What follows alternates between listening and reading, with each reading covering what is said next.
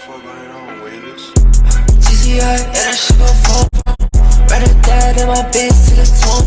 Hello, everyone. Welcome to Education Street, brought to you by us fantabulous people from the follow through. Remember, please click subscribe, give us your thumbs up, give us some likes, give us stars. Wherever you hear this, let your baby mama know about us, your sugar daddy, your sugar mama, your grandparents, your friends, your unrelated uncles that keep showing up at your house. We think you'll enjoy this. And if you haven't already done so, try Jarritos. We really love the mandarin flavor. It's been one of our favorites so far. Because if you haven't had Jarritos, you are missing out in life. And they come in many, many, many different flavors. But check them out. They're great. So today, we want to talk about the future of what it means to be college educated. Recently in the Wall Street Journal, an article came out that I think all the universities from Harvard, from all the Ivy League players like Harvard, Columbia, UPenn, all those guys, and just about, I think, every school in the West Coast, I think pretty much every school is omitting the SAT and the ACT tests. Now, for those of you who don't know what those are aptitude tests. They do not test you purely on intelligence.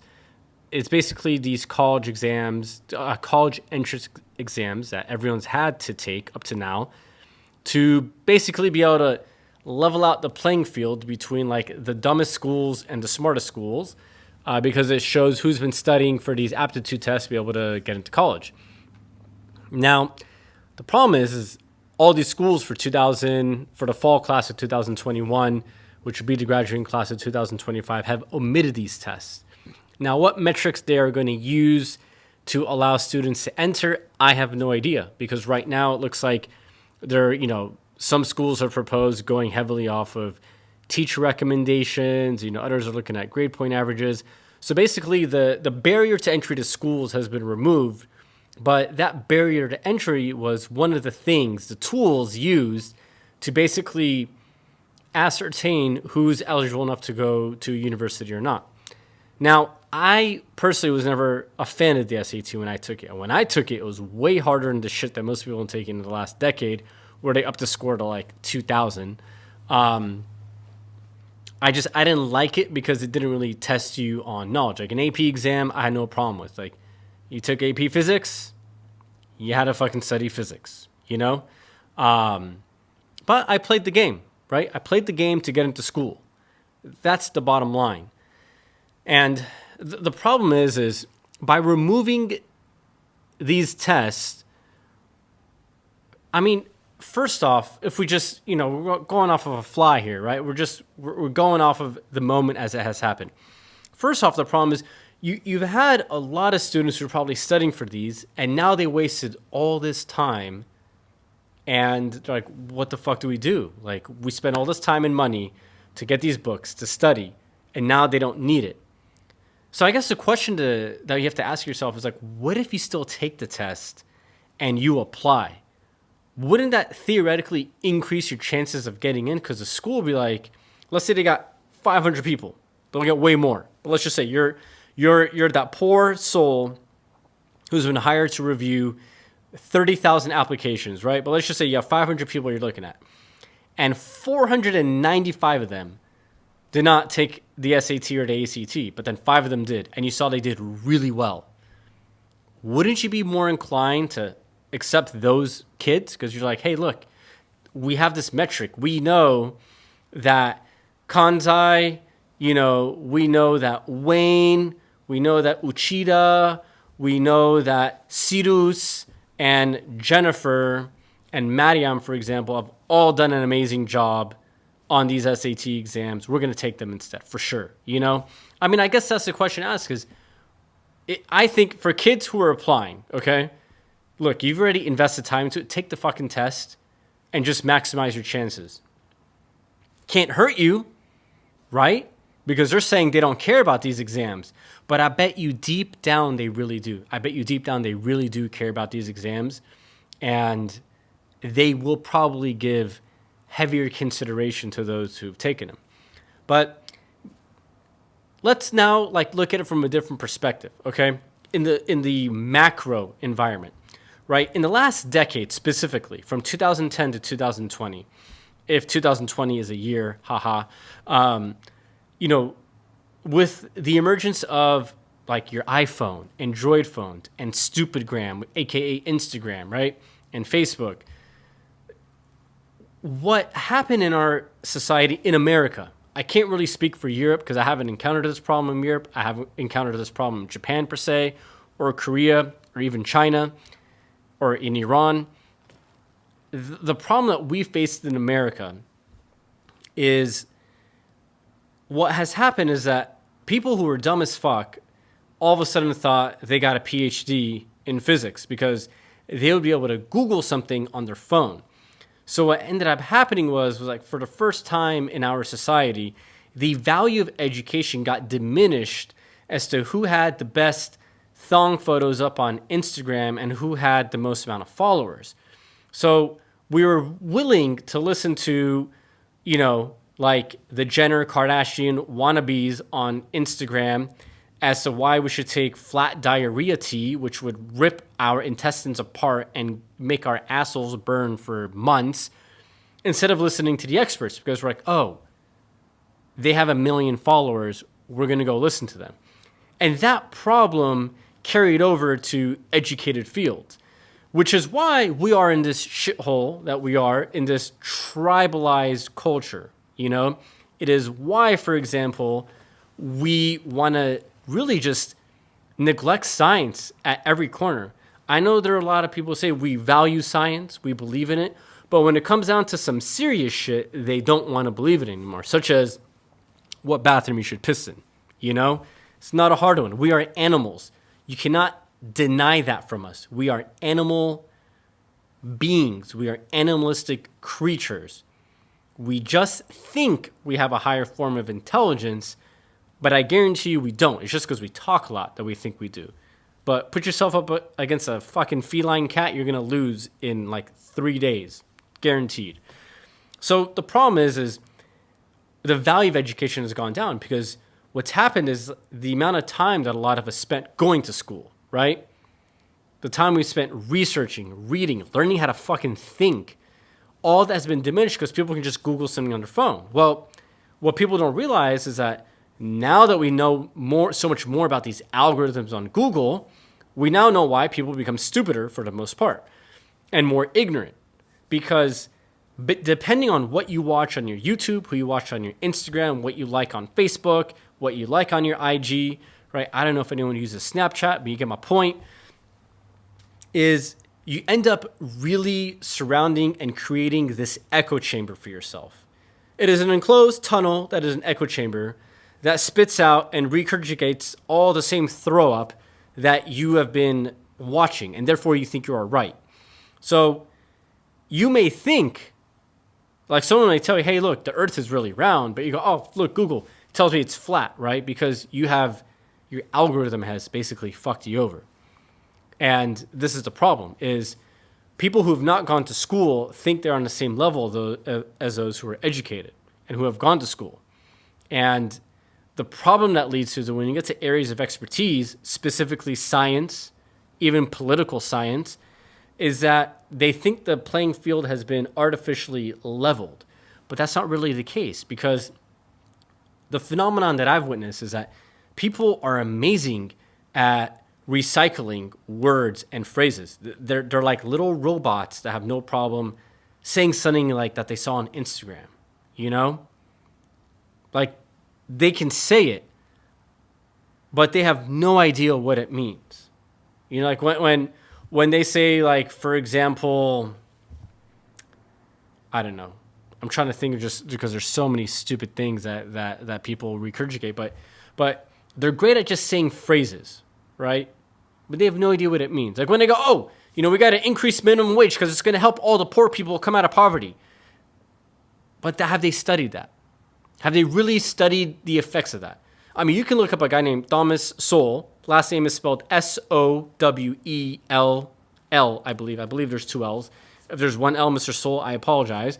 And he'll tell you, just like anyone else who's taken an MBA or even some, basic undergrad like business courses and political science classes, increasing minimum wage only widens the wealth gap because the cost of living skyrockets. Great example. If people didn't believe what they saw on the internet and just said things for saying them without understanding what they mean, they would see how expensive California is, and it has become astronomically more expensive ever since our dumb governors have mandated a minimum wage increase year after year. It is why, like, for example, minimum wage goes up anywhere from 10 to 20% every year. And then they wonder why housing costs are going up 60% year after year, for example. We become great at just saying things without knowing what they mean. And look, I'm not discrediting some people who have not gone to school and have not gone to college. I've met some very, very smart people who have not gone to college. But for the most part, what people who have not gone to school do not understand about those who have gone to school is that when you're at a university, you are being placed in an environment where not everyone thinks or sees like you.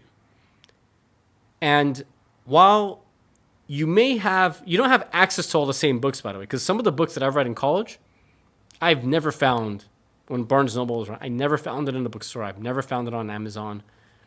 Because you're getting access to a private world of educated stuff. And it's harder to find it outside of university. It really is. But the biggest misconception is that like a makeup artist thinks she's as smart as someone regarding, let's say, international politics because she, follows Bernie Sanders, for example, right? And she's able to regurgitate all the things that Bernie Sanders says and just do the same, like throw up. But they don't understand what those words mean. And that's the thing about college, is that when you're at a university, right, because of the fact you're placed in an environment where not everyone thinks or sees like you, you are now forced to listen. You are now forced to accept the fact that there can be different ideas. The biggest part isn't about the reading of the special books and the labs and the papers. It's the environment of critical thinking, which is something that this country has shunned away from in the last decade, from the time kids are 5 years old all the way up until they're 22.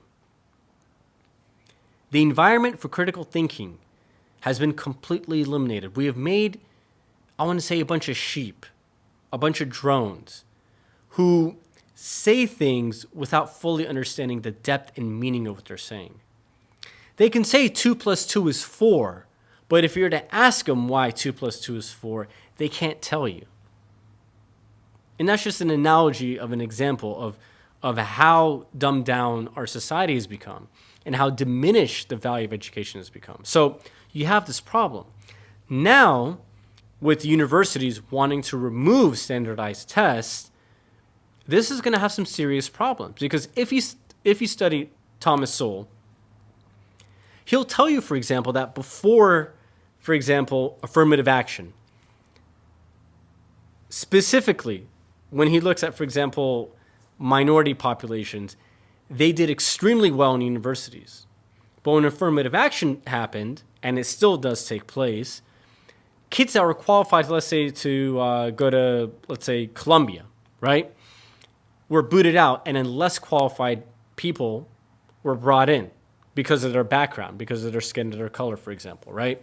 So he showed that because of that, more kids, specifically Black American kids and Latino kids, for example, were dropping out of college. And he showed, for example, in the Black community, it had some of the worst effects because these kids were excited to go to these top-tier schools, but their academic probation numbers were out of the roof. And it's sad when you hear that, because he said if they didn't go to Columbia, like if they went to another great university, but it wasn't Columbia, they would have probably had a chance of surviving. And he said a lot of these kids ended up flunking out of school. So when you look at the negative side effects of something that was made by like these hippie liberals, which was intended to help people, but people like Thomas Sowell, who've been around for a while, would actually, and the data is there, before affirmative action, you look at you look at people of color who apply to schools, their graduation and success rates in the long term in life were much higher than they are post-affirmative action.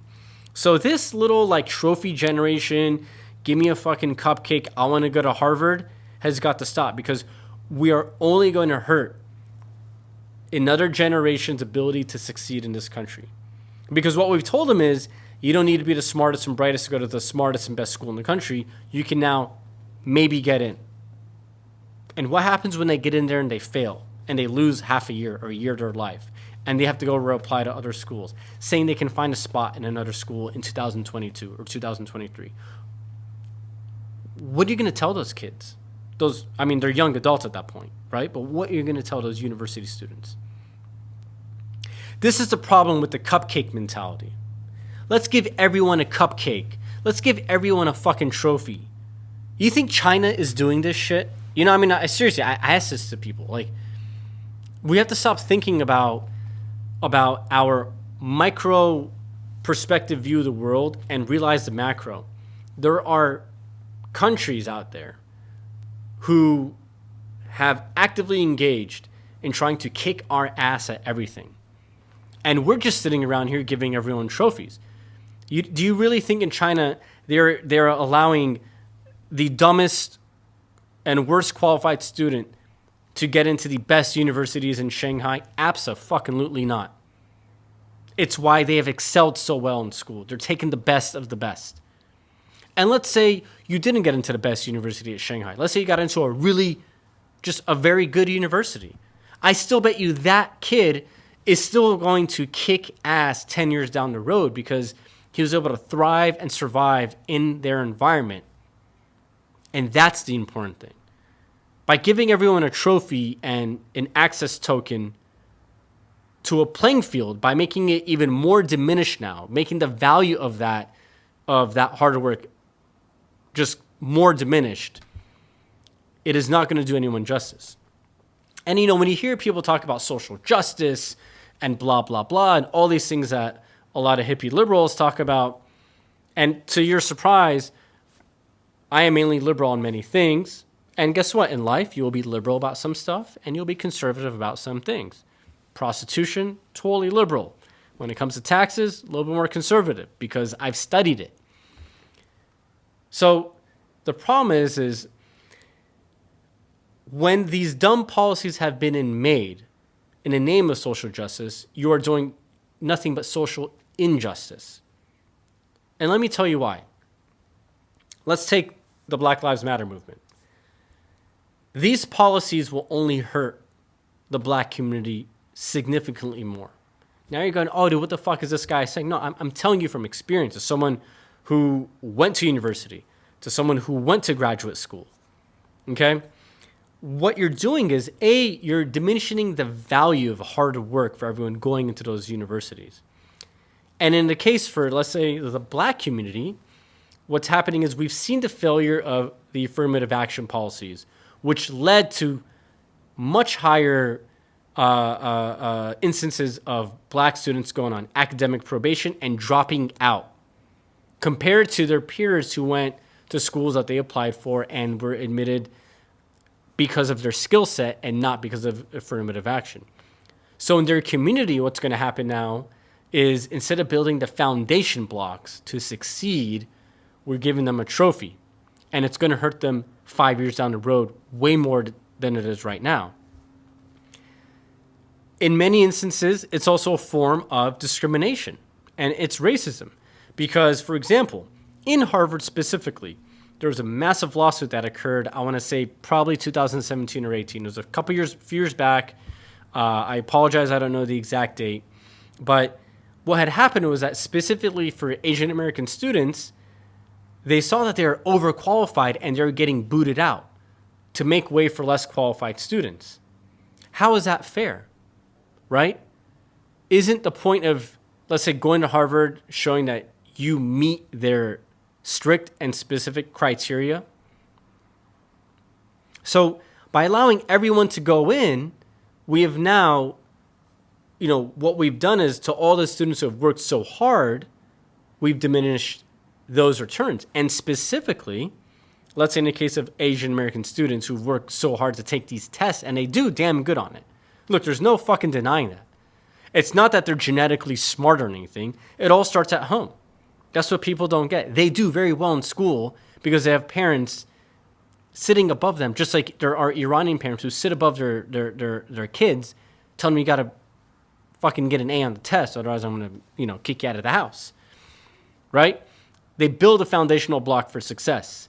And those foundational blocks 10 years down the road after they graduate stick because they realize that they have to work hard, that they can't give up when shit gets tough, right? So we are not discriminating against students who have worked very hard to apply to these programs. It doesn't do anyone any good.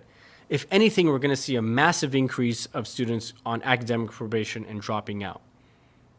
And it doesn't do anything in the good of social justice because it doesn't correct the errors that are taking place before that when it comes to academic success. It does nothing about that. Sometimes we have to look at, instead of having society give us handouts, we have to look at how can we emulate ourselves in the footsteps of those who have succeeded. It's easy to self-victimize yourself as a community and just as a society. It's so easy to do that because that's what smartphones have enabled us to do, is to feel sorry for our fucking selves instead of growing some balls and some ovaries and just adulting the fuck up, to be a man or a woman, to adult up, to act mature, and to persevere in the face of difficulty and challenges, to persevere when shit literally hits the fan and it is flying around the freaking room. When we take that away, it is why so many young people are committing suicide. It is why teenage and young adult suicide rates are out of the roof. Because we've given people fucking cupcakes. We didn't teach them how to persevere, how to be resilient in the face of difficulty and adversity. So this idea of giving everyone a trophy to go to university, it is discriminatory against everyone who wants to go to a university. Because it takes away from all the hard work that certain communities and people and individuals have done to show their worth and their value. I want to give you an example. The Scottish people at one point in British history were looked at as like the poorest and least educated people in UK history. And the Scots had a turning point. They had an epiphany. They said, we can keep doing the same shit over and over, or we can emulate those who have succeeded and follow in their footsteps so that our community rises and we do better. And that is exactly what they did. Some of the most influential thinkers in human history ended up becoming Scottish, such as Adam Smith, who wrote Wealth of Nations. That's just one example. But do you think that happened because he got into university for free? No. That happened because as a society, we banded together and said, we want to do better. That's the macro view. Now, in the micro view, depending on what your community is, right? We can emulate those of success. We know one standard that works. Look at Middle Eastern and Asian students and South Asian students, which should be, for example, people of Desi origin, such as Pakistanis, Indians, Sri Lankans. They've done extremely well in schools. Instead of hating on it, we should go, what are they doing? Let's copy that, because for the last 40 years, we've seen it work over and over again. They're not there saying, give me a free, pass so I can go to the best schools. No, they've been studying their butts off. So to end this, it is very disheartening to see that colleges are giving everyone a trophy. It is only going to make people more immature. It's going to make people more weak. It's going to make people less resilient. People will not know how to face adversity. And those foundational blocks for success that are needed to survive in anything you do in life have now been taken away with a massive sledgehammer. There's a song with Joyner Lucas and Will Smith. It's called Will. And Will literally says, brick by brick, right? He's referring to building a wall brick by brick. And right now, we're not doing that. Right now, basically what we're doing is we're going to set up hundreds of thousands of students and young adults who are going to potentially fail, and they may never bounce back. And we are going to have to take care of these people because their egos are so fragile, because their personalities are so weak. So if you're a young college student, I say fuck it. Take the test. I know you don't want to because none of your friends are, but I'm telling you right now, if you take it, I think it's going to help you. It won't hurt you. It can only help you.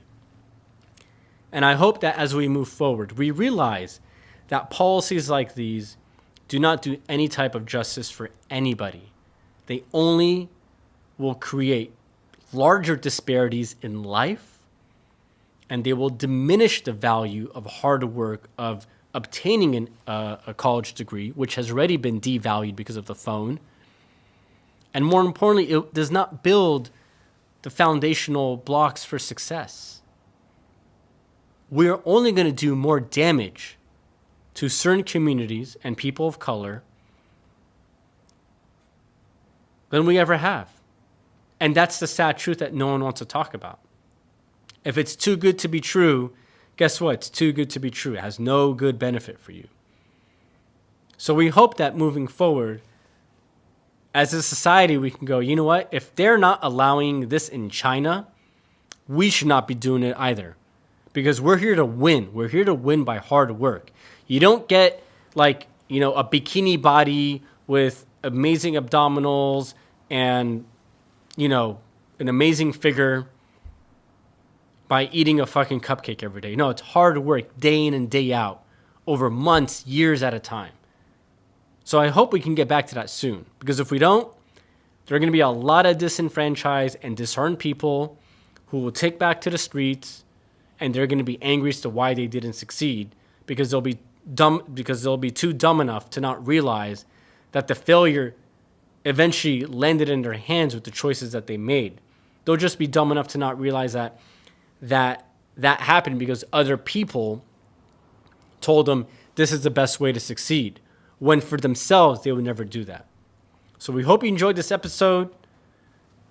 We hope you liked it. Please tell your friends about it. And you can watch us on YouTube. You can hear us on Spotify, Apple Podcasts, on Anchor. We're pretty much on all the podcasting stuff.